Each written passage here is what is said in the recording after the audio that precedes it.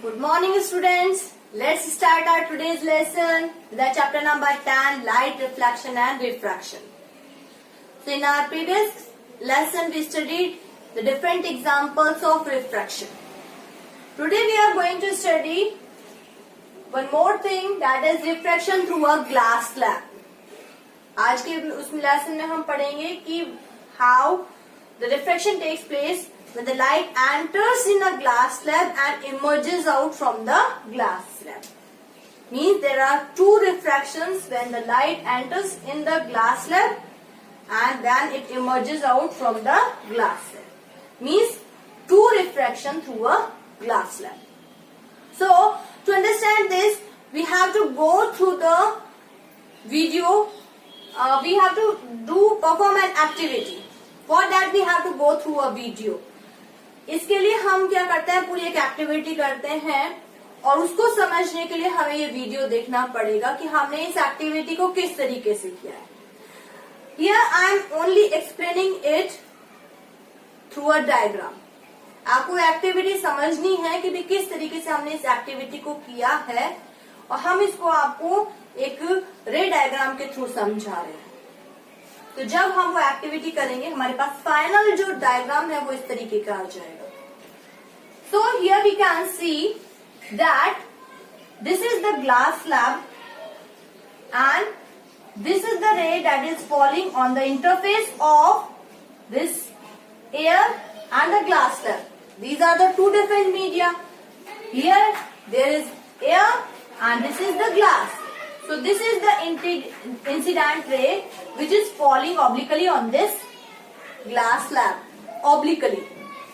ये इस पे पड़ रही है, ये इंसिडेंट रे है. So if you make a perpendicular on this interface, this is the angle of incidence, the angle between the normal and the incident ray. So we have denoted it as angle I. ये angle of incidence है जिसपे कि ये इस तरीके से fall हो रही है, तो नॉर्मल और इंसिडेंट रे के बीच का एंगल हमने डिनोट कर दिया है angle I. So when this falls on this glass slab, it should go in this direction, which I have shown through a dotted line. ये लाइन ये जो रे है वो वैसे तो अगर सेम मीडियम होता तो ये इस तरीके से जाना चाहिए, but because it is entering in the glass slab in the different medium, it bends. Because air is a rarer medium and the glass is a denser medium.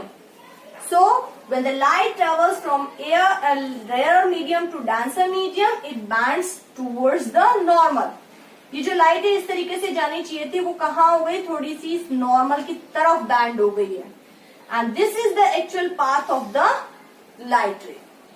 ये इस तरीके से जा रही है. Now this is the refracted ray. After refraction, it is the refracted ray. So the angle between this refracted ray and the normal is the angle of refraction. So for this pair of media, air and glass, this is the angle of refraction. Now this ray emerges out from this interface.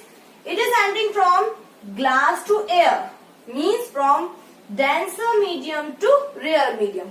एक refraction यहाँ हो गया जब light ने एक rare medium से यानी कि एयर से इस ग्लास में एंटर किया. सेकंड रिफ्रैक्शन कब हो रहा है, जब इस लाइट रे ने ग्लास स्लैब से यानी कि डेंसर मीडियम से एयर में यानी कि रेयर मीडियम में क्या किया, एंटर किया. सो इसका पाथ स्ट्रेट होना चाहिए था इस तरीके से, but when the light travels from denser medium to rarer medium, it bends away from the normal. ये इस तरीके से जानी चाहिए थी, but it bends away from the normal. ये बैंड हो गई है दूर, इस तरीके से चली गई है. Because this ray emerges out from the glass slab, that's why we have named it as emergent ray. इसलिए हमने इसको क्या नाम दिया है, emergent ray नाम दिया है. So this angle between the normal, this is the normal, ये जो इंटरफेस है इस पे अगर हमने परपेंडिकुलर खींचा this is the normal and the angle between the emergent ray and the normal, ये जो पूरा एंगल है इस इमर्जेंट रे और इस नॉर्मल के बीच का, that is this angle of emergent. यहां हमने इसको डिनोट किया है एंगल ऑफ इमर्जेंस. तो यहां पे हमने ये देखा that this is the angle of incidence for this interface, this is the angle of refraction, this is the angle of incidence. इस पेयर ऑफ मीडिया के लिए यहाँ पे ये इंसिडेंट है, that's why this is the angle of incidence and this is the angle of emergence.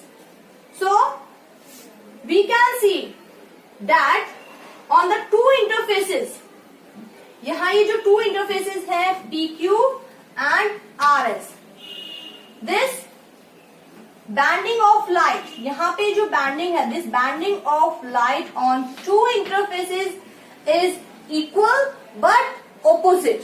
यहाँ पे ये जितनी बैंड हुई है इधर की तरफ towards the normal, इस इंटरफेस पे वो उतनी ही इमर्जेंट हुई है away from the normal. So we can say that the extent of banding of light at two interfaces is equal but opposite.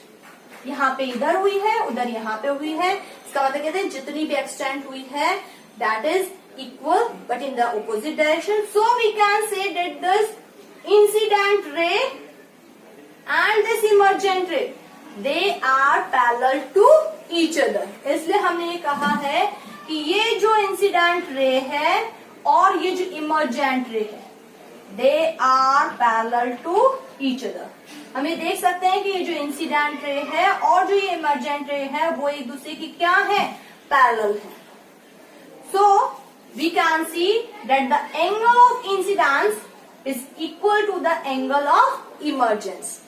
ये जो angle of incidence है that is equal to the angle of emergence. So we also for this conclusion we can say that this incident ray and this emergent ray are parallel to each other. So we can see here that this incident ray AB is parallel to this emergent ray CD. So what is the conclusion? That after when the light enters in a glass slab and emerges out, means due to the glass slab there are two refractions take place, and after the two refractions, the incident ray and the emergent ray which emerges out, the incident ray does not bend, it only shifts in the sideways. ये हमने देखा कि जो incident ray है वो actually band नहीं हुई है, वो सिर्फ क्या हो गई है, थोड़ी सी साइड में क्या हो गई है, शिफ्ट हो गई है. So we can conclude that the incident ray after the two refraction does not bend, it shift sideways. सिर्फ क्या हुई है, शिफ्ट हो गई है साइडवेज में, क्योंकि यहाँ पे क्या हुआ है, टू रिफ्रैक्शन एक साथ हुए हैं. Now the different experiments and different activities show this that the refraction takes place according to different laws. So now we will study the two laws of refraction. कौन से laws होते हैं जिनके through जो भी रिफ्रैक्शन की process होती है वो कौन से लॉज के थ्रू होती है, वो हम पढ़ेंगे कि what are the laws of refraction.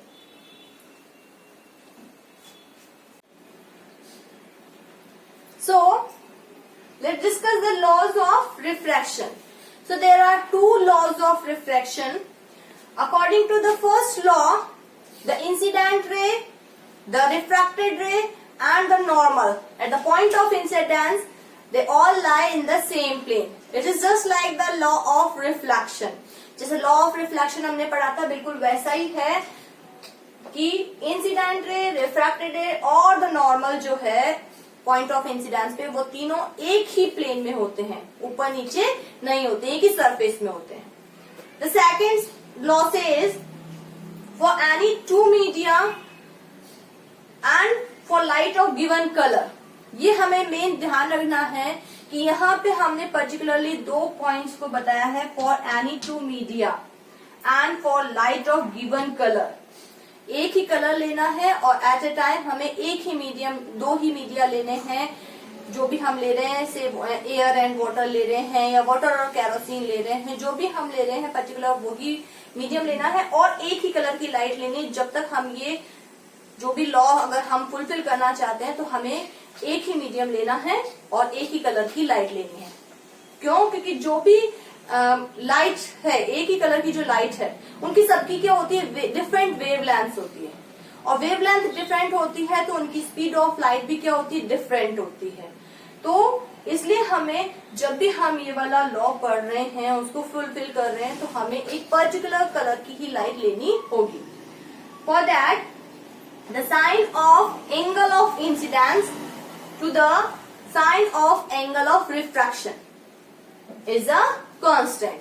अगर हमने एंगल ऑफ इंसिडेंस को I से डिनोट किया है और एंगल ऑफ रिफ्रैक्शन को R से डिनोट किया है, तो the sine of angle of incidence and the sine of angle of refraction, their ratio is a constant. ये साइन I है और इसका रेशियो हम किससे निकाल रहे हैं, साइन R से, and it is equal to a constant. ये हमने कहा ये किसके बराबर है, एक कांस्टेंट के बराबर है। And this second law is called Snell's law. इस लॉ को हम क्या कहते हैं, स्नेल्स लॉ कहते हैं। And this constant is called the refractive index of medium 2 with respect to 1। ये जो हमने सिंबल बनाया है ये किसका है, रिफ्रैक्टिव इंडेक्स का है। और अगर हम एक पर्टिकुलर मीडिया ले रहे हैं जिसमें अगर हमने 2 मीडियम लिए हैं, फर्स्ट मीडियम को हमने मीडियम 1 कहा है, सेकंड मीडियम को हमने मीडियम 2 कहा है, तो हम ये कहेंगे कि जो भी कांस्टेंट आ रहा है जिसको कि हमने क्या नाम दिया है, रिफ्रैक्टिव इंडेक्स, तो इसको हमने इस एन से डिनोट किया है, तो हम ये कहेंगे this constant is the refractive index of medium 2 with respect to 1। और इसको हमने लिखा, अगर हमने कहा है रिफ्रैक्टिव इंडेक्स ऑफ 2, तो हमने 2 यहाँ लिखा है विद रेस्पेक्ट टू 1 और हमने 1 को यहाँ लिखा है। So this is the Snell's law which says that sin I, the ratio of sin I and sin R is a constant, which is also called the refractive index of medium 2 with respect to 1. इसको हम आगे ज्यादा detail में पढ़ेंगे, इस पे कैसे numericals आते हैं और रिफ्रैक्टिव इंडेक्स के बारे में और डिटेल में हम आगे वाले लेसन्स में पढ़ेंगे। That's all for the day. Thank you and have a nice day.